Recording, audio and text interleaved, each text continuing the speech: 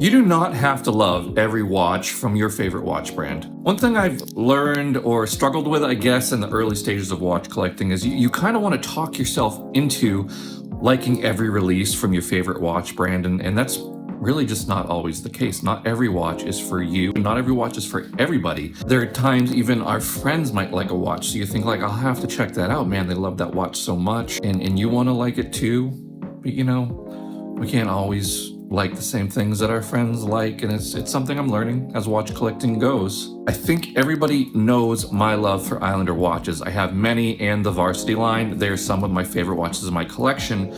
But they sent me a watch to review that I actually thought I was gonna love, and it goes to show how sometimes when you see a watch in person, it can either exceed your expectations or completely change what you thought you were gonna love about the watch.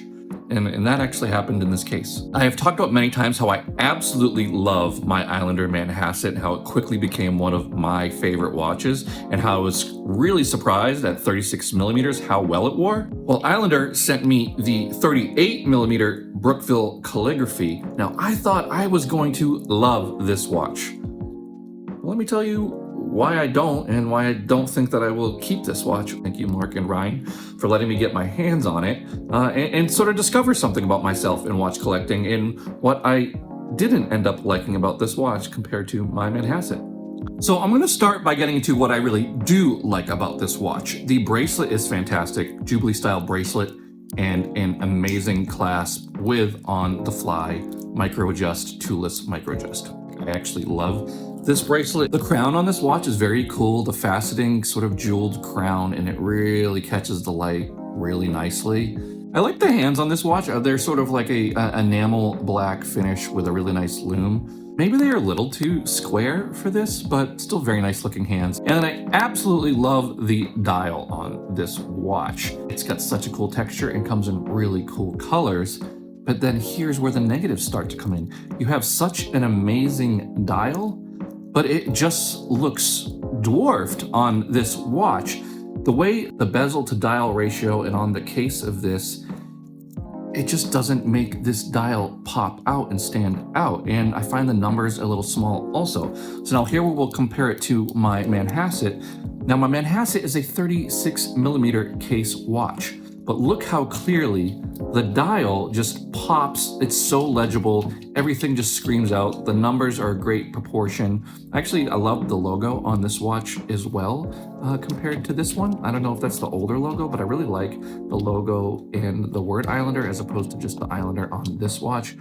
But you can see in comparison here, this is a 38 millimeter case. This is a 36, but the dial on the Manhasset, it reads larger, it's more legible, and everything on this 38 millimeter Brookeville just looks dwarfed in comparison there. Like, looking at this, you would think this was the bigger watch, right? But this is the 38, this is the 36. Which watch looks bigger to you?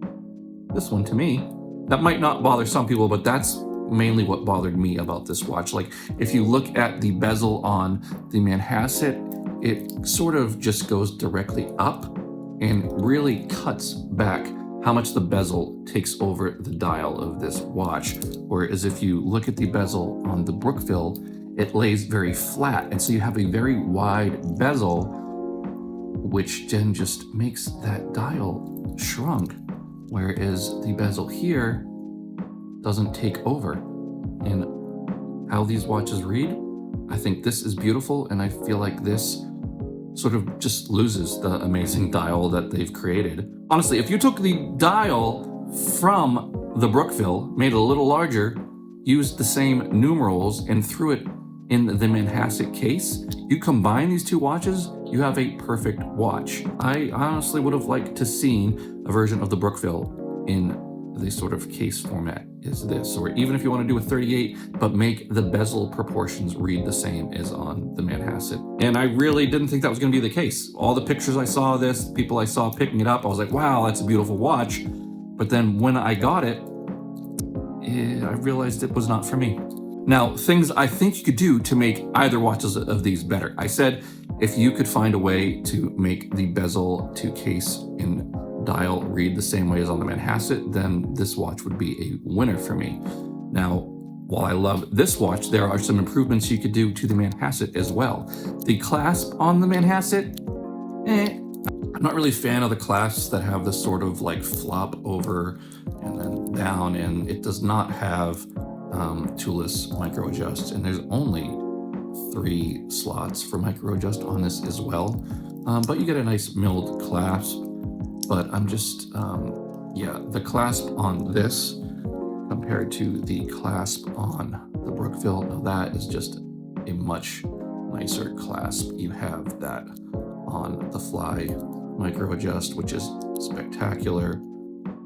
Yeah, just overall a much nicer clasp on the Brookeville. If you could take that clasp, put it on the Manhasset would be the perfect watch in my opinion.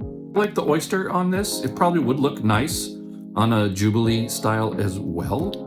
I don't know. Anyone else have these on hand, both of these watches, and had this sort of same experience? I'd love to know. But yeah, I know a lot of people love this watch, but it just turned out that when I got it, it wasn't really for me. One further thing I will say is this wears very comfortably though. The Jubilee bracelet is super comfortable. I want to iterate, I don't dislike the watch. I just don't love how it wears on me, and so I wouldn't purchase it for myself. That's all. That's an important step to be learning in a watch collecting journey, is being able to say, you know what, I don't love it, and I'm at the stage now where I think that's where I'm going to go with my collection. If I don't love it, I don't need to buy it. In the end, you know that Islander is probably still the top of my favorite micro brands, and I always look forward to their releases, and there's still a lot more that I want. And I want to thank Mark and Ryan for sending me this watch for review. It's the first watch that I got in to have as a review watch. It definitely taught me some things about my collecting, my tastes, what I like and don't like. As always, you see my code in the link tree. Head over to use that if you've not purchased a watch from Long Island Watch if you want $25 off your first purchase. I highly recommend that you head over to longislandwatch.com, check out the Islander line, and you know, who knows, you might absolutely love the Islander Brookeville. This is Justin at Scrubs and Seconds' favorite watch, and I really thought that I was gonna love it too, and it just turns out like this is the watch for me, and this one wasn't.